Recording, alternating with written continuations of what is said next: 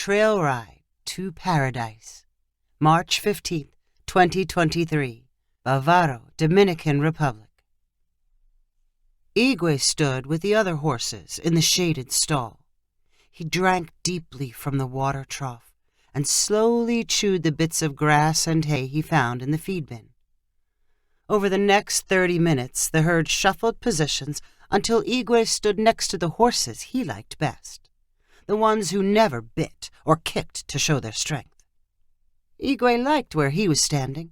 He liked being out of the sun and the smell of the stall. During his first 2 walks that day, the saddle felt especially warm and itchy. His attempts to rub against trees and fence posts provided little relief. The peace in the stall was suddenly disturbed by shouts and whistles. People yanked horses into the sunlight, and the herd reshuffled. Igwe knew his head would be yanked, too, for the 3rd walk of the day.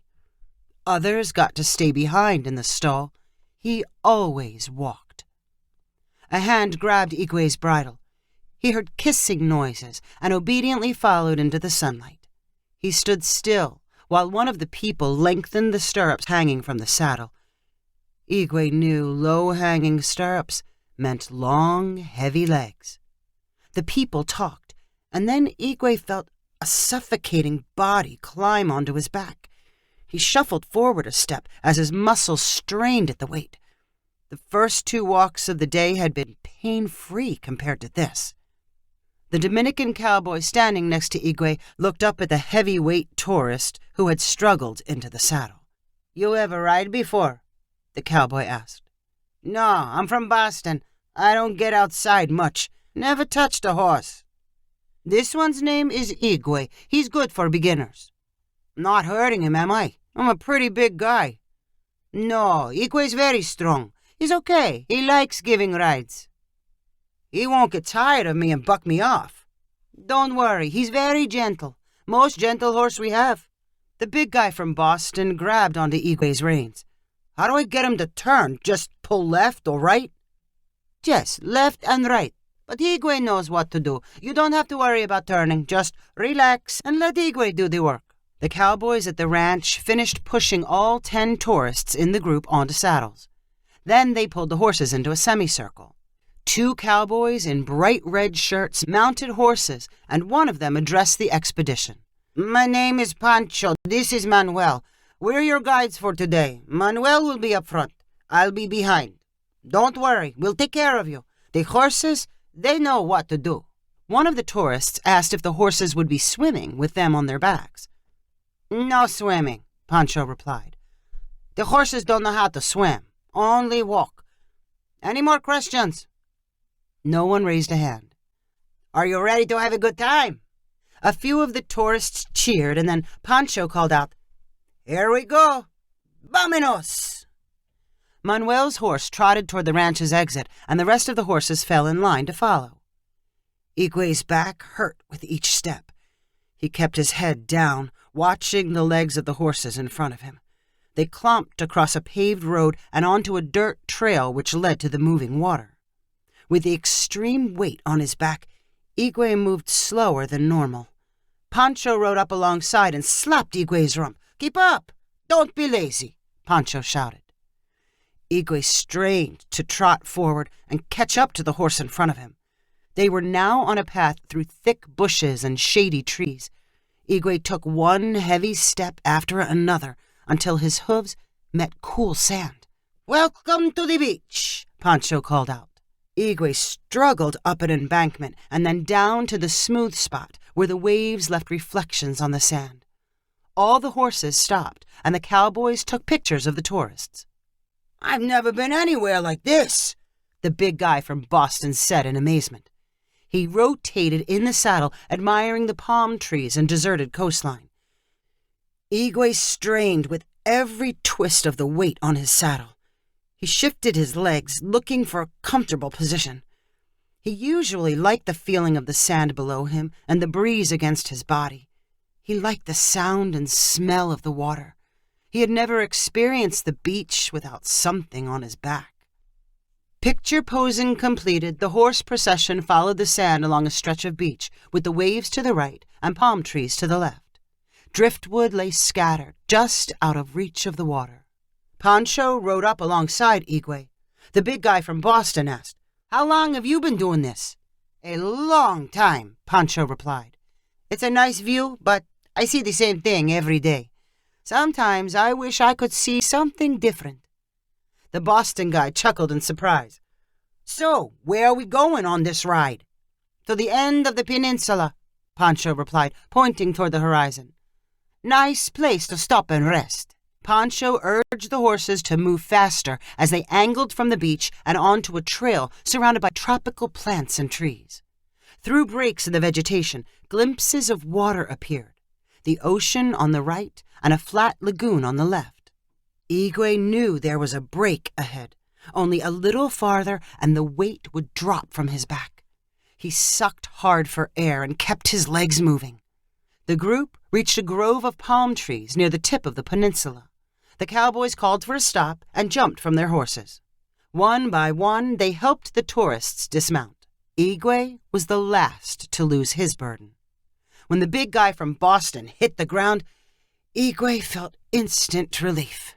He was wet with sweat and quickly moved into the circle of horses under the palms. The big guy from Boston and the 9 other tourists looked around in confusion. "What are we doing here?" someone asked. "Is this right?" "You have a chance to relax and look around," Pancho answered. The tourists gaped at each other like something was suspicious. They were in the middle of nowhere and defenseless. Should they stay near the horses or explore?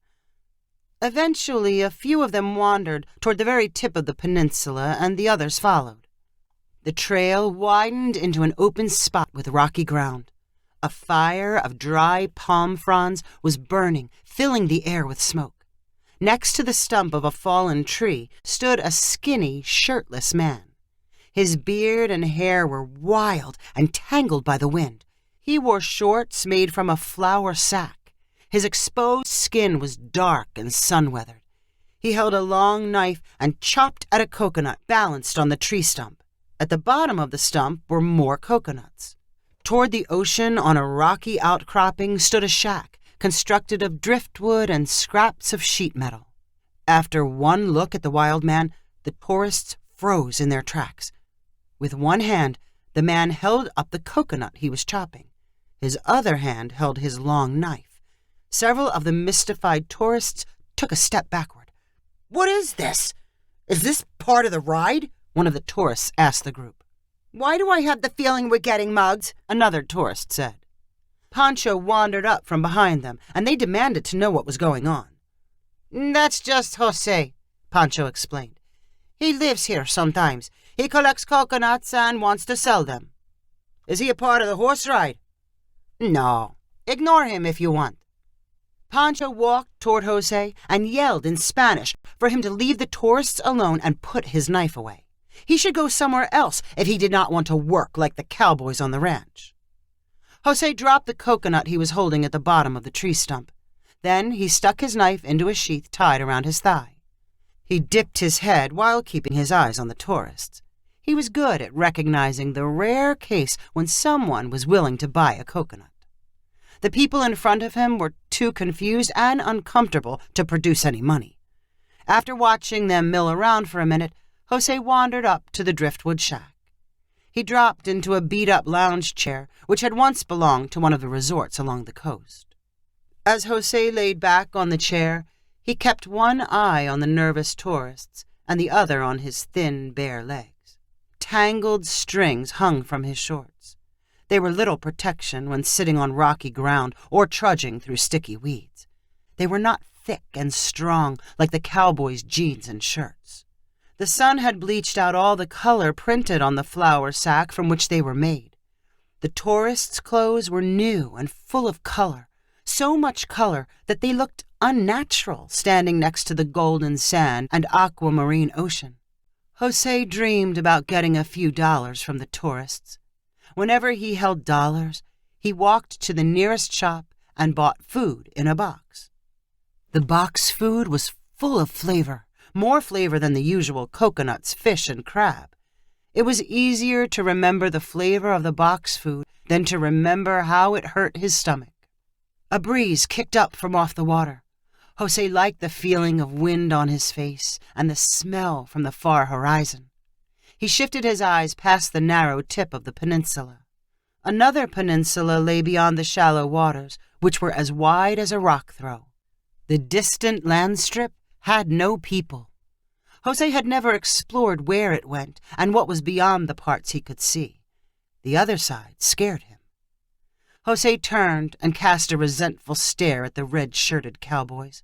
They thought they could yell at him and tell him where he could and could not go. They thought they were better and different than him. Jose was not the only one watching the cowboys. The tourists were restless. They had examined the point of the peninsula and walked around in circles. They were ready to be shown the next new and interesting place. Pancho knew it was time to restart riding. He and Manuel slowly sauntered back to the circle of horses. They rubbed the coats of some of the mounts and discussed which tourist went with which horse. Igwe stood between two horses who never bit or kicked him. He liked the shade and the breeze which had dried up all his sweat. He did not ever want to stop standing there.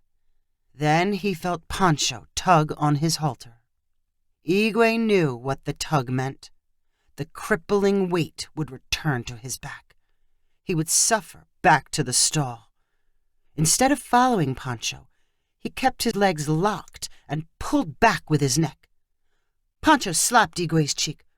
"What's wrong with you? Don't be stubborn!" Igwe took a few steps backward and then spun around, dragging Pancho with him. On the horizon was the peninsula's point and the shallow water separating it from a whole new place. Igwe sensed that the breeze was coming from the new place. On the walking path away from the new place loomed the big guy from Boston. Igwe suddenly jerked in the opposite direction from the big guy, knocking a surprised Pancho to the ground. Igwe bolted forward toward the new place, feeling light and free. The tourists scattered as he galloped into the low brush and sand leading to the shallow waters. Jose watched the entire escape. As Igwe pushed Pancho, a gunshot went off in Jose's head. He leaped from the lounge chair and ran toward the beach. He intersected Igwe just as the horse met the water and hesitated. In a single, smooth motion, Jose unbuckled Igwe's saddle and pushed it and the underlying saddle blanket to the ground. Jose pulled the bit from Igwe's mouth and then jumped onto his back in a superhuman leap. Igwe felt Jose's slender body and then heard the encouraging clicking sounds Jose made as he leaned over his neck. Igwe stepped into the salt water and kept moving as it rose to his knees and then his belly. Jose kept clicking. When Igwe could not feel the sand beneath him, he kicked his legs and swam. Jose floated on the water as Igwe powered forward. His feet finally touched the sand on the far peninsula, and his legs surged through the water until he and Jose were on dry ground. They momentarily turned to look backward before bounding down the beach and into the trees. Pancho, Manuel, and the tourists watched in shocked silence near Jose's pile of coconuts. "Is that what we're doing next?" one of the tourists asked. Someone else said, "I didn't bring my swimming suit. I didn't know we were getting wet." "You said the horses don't swim." "That's not part of the ride," Pancho muttered impatiently. "It was an accident. The horse went crazy."